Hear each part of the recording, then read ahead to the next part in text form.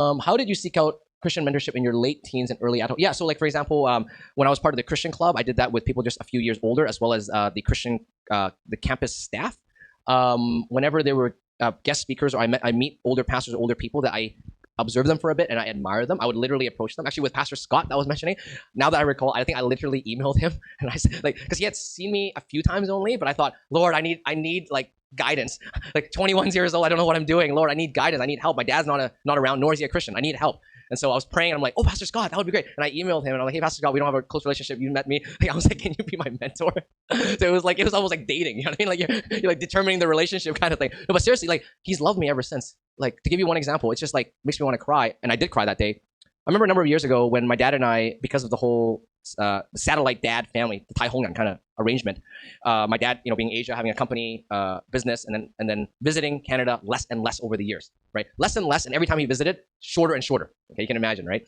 And it's been like this for 30 years, even though he's retired now. But I remember a number of years ago, it was a time when my dad and I felt really estranged, and I finally just planned another Hong Kong trip. I was visiting him. I was not feeling into it. I was like, oh, I don't want to go, but I feel like I have to go. So I need to the filial piety, no, but also I need to honor my father. Like it's like both the Chineseness and the Christian in me. It's like I have to go. I wasn't looking forward to it. Pastor Scott took me to the old Haiginki. You remember that restaurant in Burnaby, where the Japanese center, right? They used that, then they closed it down for some reason, right? Haiginki, and then at the restaurant, he always pays for a meal, right? I tell him, don't you have to pay for a meal? He's on like a pastor's salary. He's for a while he was strengthening Chinese churches, and then as he left, he prayed for me. He always prays for me in a meaningful way, and then he hands me a red pocket of like $100, and he says, "You go and take your dad for dim sum." Who gives you red pocket money? Your parents, your family. Like he loves me, and I was like, wow, so that's one of the experiences that to this day, I mean, because of health issues, he has to go back to Texas. He has leukemia, so because of health issues and treatments and whatnot, finally, his health cannot handle it anymore.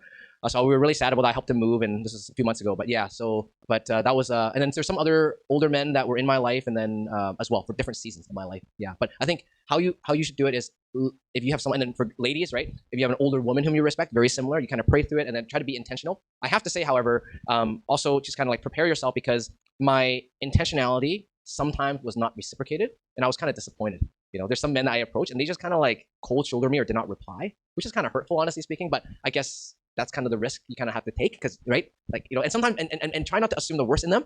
Just assume, okay, they have a lot going on in their life. Just try not to assume the worst, because the bitterness, anyway, there's gonna be a lot of bitterness if you assume the worst, right? You're like, I knew I shouldn't have done this. I knew mentorship would never work. But no, there are some godly people that maybe the Lord has already placed around you that potentially can walk with you, right?